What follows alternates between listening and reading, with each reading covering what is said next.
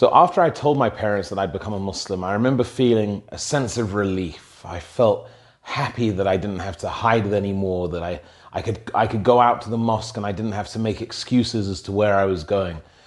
I felt really happy that I'd let them know, but I knew that they were not happy. I mean, I could see it in their eyes whenever we spoke with each other, whenever they saw me.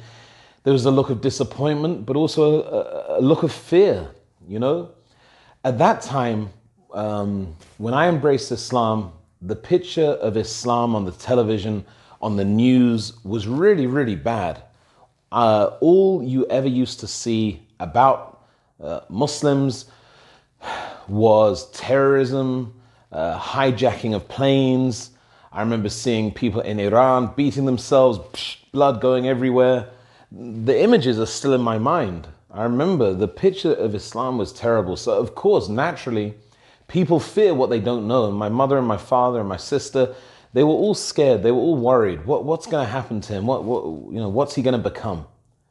Anyway, in the months that followed, things got quite difficult. They got quite tense. I remember one of the things that was, until now, amazes me is that as a Muslim, whenever we want to pray, we have to make ablution first. We have to, in Arabic called wudu, we have to wash our hands, our mouth, our nose, our ears. We wipe over our hair, our feet. We make ourselves clean and pure before we pray.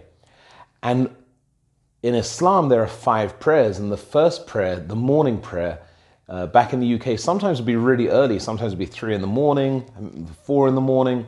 And when I used to get up to make wudu, to go to the bathroom to make wudu, my father would always get woken up. And I don't know, it didn't matter how quiet I was, he'd always get woken up. And so that would make him angry. And that would make him angry that I had, more angry or more disappointed that I'd become a Muslim. So what I started to do was, before going to sleep, I take a bowl of water and I keep it in my bedroom. So when I woke up, instead of going to the mosque, which definitely, was waking everybody up, so I didn't do that. So there was no going to the mosque. I was praying in my house. But going to the bathroom to make wudu, to make ablution before prayer, would always wake him up. So I said, okay, look, I don't want to make them upset. I don't want to make them angry. So I'll take this bowl of water and I'll make ablution, I'll make wudu in my bedroom, when it's time to pray. That way there'll be no noise. Well, I don't know if it was shaitan, if it was the devil waking my father up to make him angry with me. But even when I would make wudu in my bedroom really quietly, I remember just really, really, really quietly making wudu. I remember praying and I remember, my head being on the floor and my father opening the door and I remember it hitting my head. And I was thinking, how is he waking up? I've been so quiet. And he'd get really upset and really angry. Oh, you disturbed my sleep. You can't keep doing this. I was thinking to myself, I used to go out to nightclubs. I used to go to parties. I'd come in, 3 in the morning, drunk. Nobody really complained then, but here I was trying to pray. And somehow it became this big thing. As I say, who knows if it was shaitan? Who knows if it was the devil?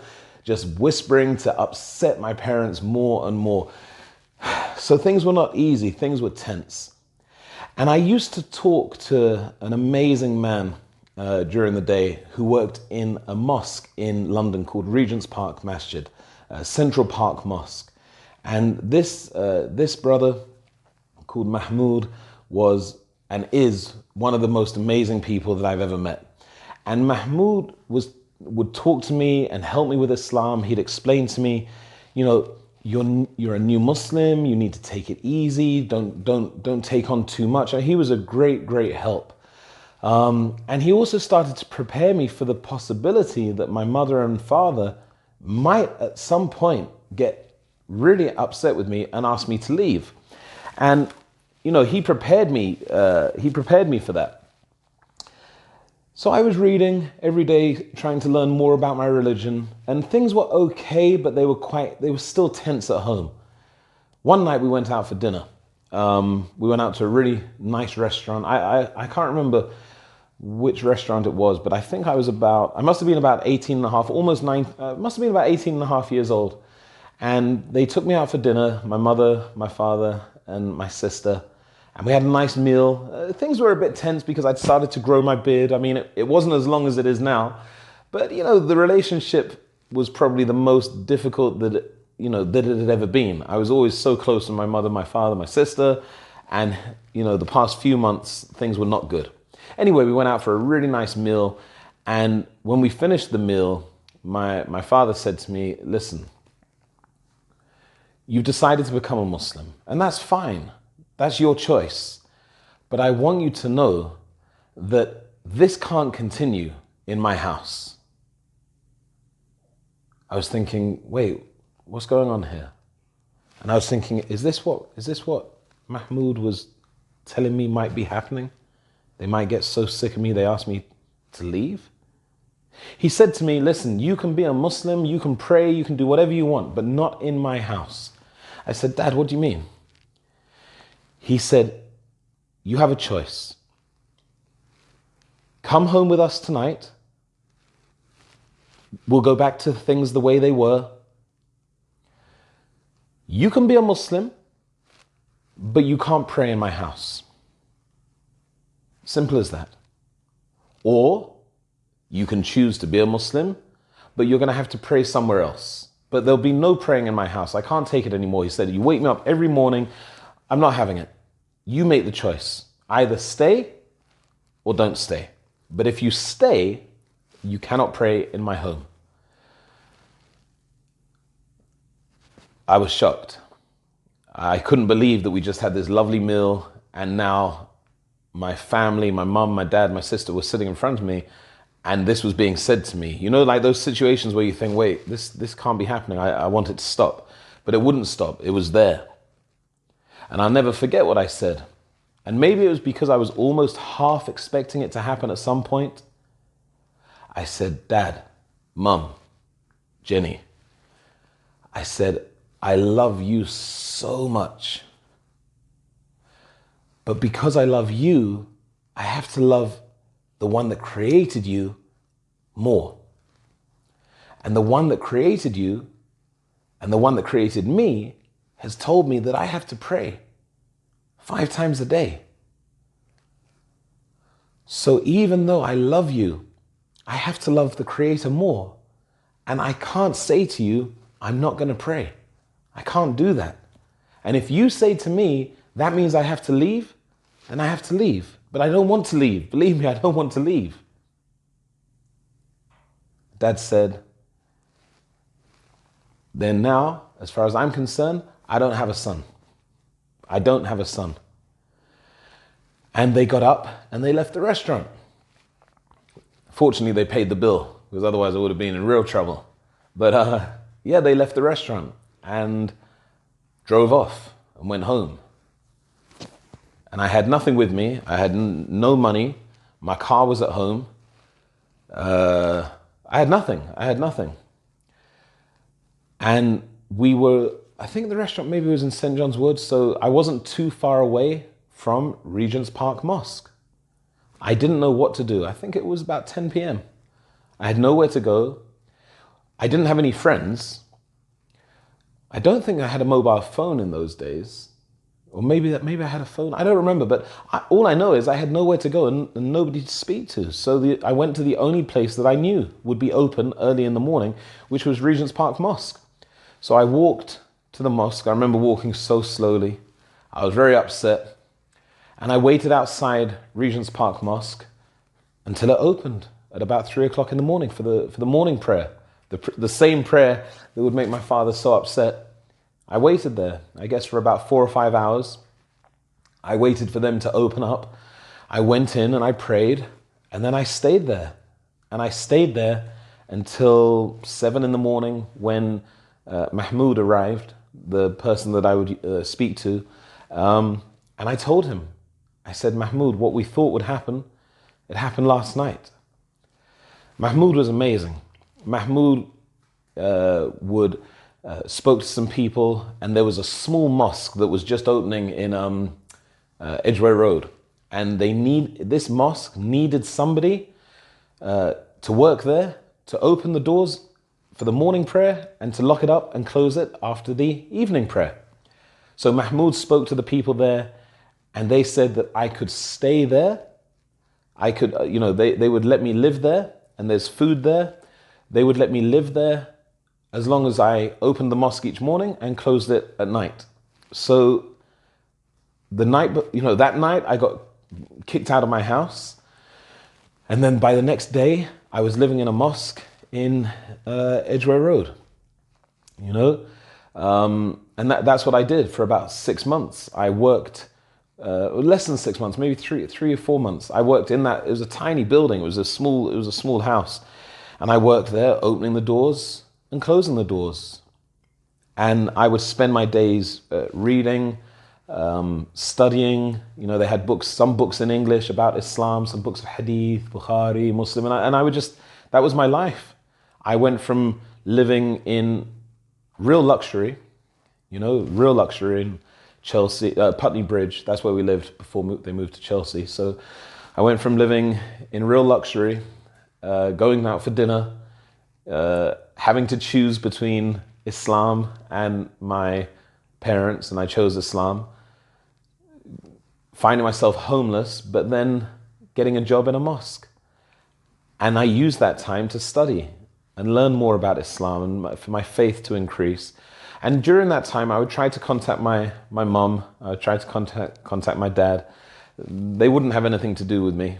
I remember one time I went round to see my mum, and I remember she was cleaning, and I knocked on the door, came in, she was cleaning.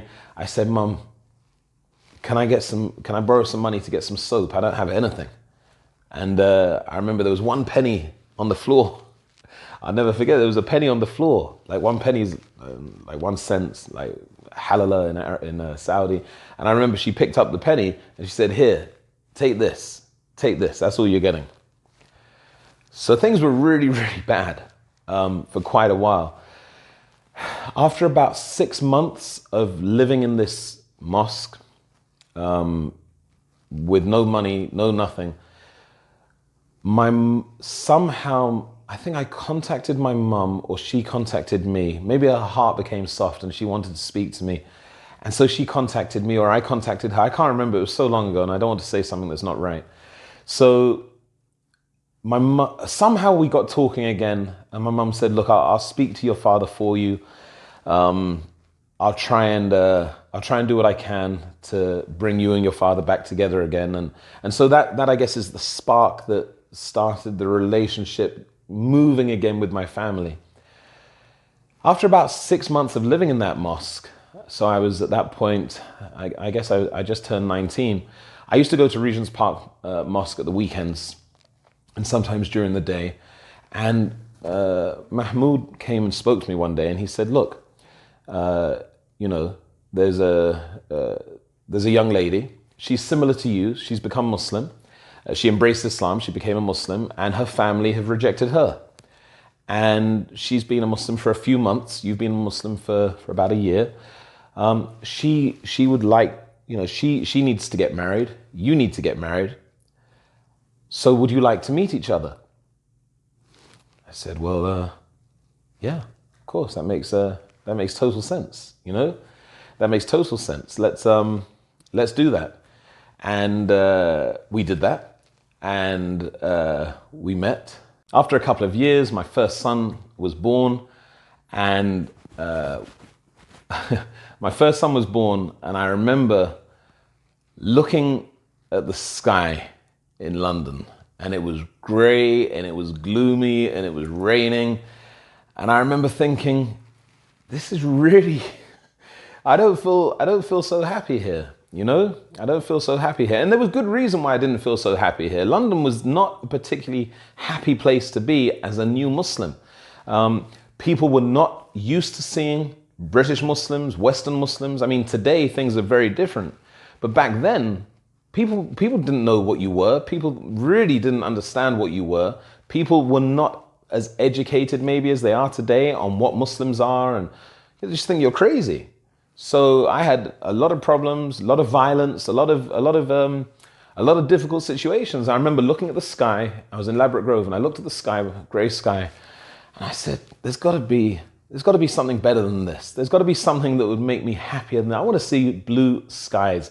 So I spoke to my wife. I said, you know what, babes, this is how, let's just take a break. Let's start by just taking a break. We haven't even had a holiday since we've been married. Let's just take a break. Okay, what should we do? So I had a friend, Canadian friend, and he was living in Morocco. I knew that he was living in Morocco and he'd married a lady in Morocco, and he was really happy. He used to send me messages and tell me how amazing he was, how happy he was over there in Marrakesh in Morocco. I said, why don't I go and visit him? If it's what he says it is, let's go there for a bit. Let's just pick up and go. She said, let's do it. I went out there. I got out there. I couldn't believe how nice the life was. Marrakesh was beautiful. There was none of the hustle and bustle of London. There was none of the anger, none of the fighting, none of the problems that I'd experienced in London. There was just happiness. And you could live there for relatively cheap. So I called my wife. I said, it's just what he said it was. And we made the decision to move to Morocco. And I, every few months, would go back to the UK, drive a taxi, make enough money to live for another 3 months and go back. And that's what we did. And we did that for about nine months. The reality was that life wasn't sustainable. I couldn't keep leaving my family, going back to the UK, doing taxi work, going back. It wasn't sustainable. So I thought to myself, how about I try and get a job? Maybe I can get a job here teaching English. Why not, right? Why not? I can speak English. Everybody in the village was asking me, can I teach English? Can I teach English? Why not? I'll give it a go. So I bought a grammar book. I remember it was an English Grammar in Use by Raymond Murphy out in Marrakesh. I bought this big purple book and I said, okay, I'll be an English teacher. And I had my first class, and a couple of people came to my class, and I was the only English teacher there at that time. The only one. Shortly after that, everybody started doing it. But I was the only one from amongst the people in Marrakesh, the Westerners in Marrakesh at that time. And I was so bad that they didn't come back after the first lesson. I had no idea what I was doing. I remember that they asked me, what's the difference between this tense and that tense? And I thought to myself, oh my God, I have no idea. I don't know. I've never even asked myself that. I don't know grammar. I just know how to speak.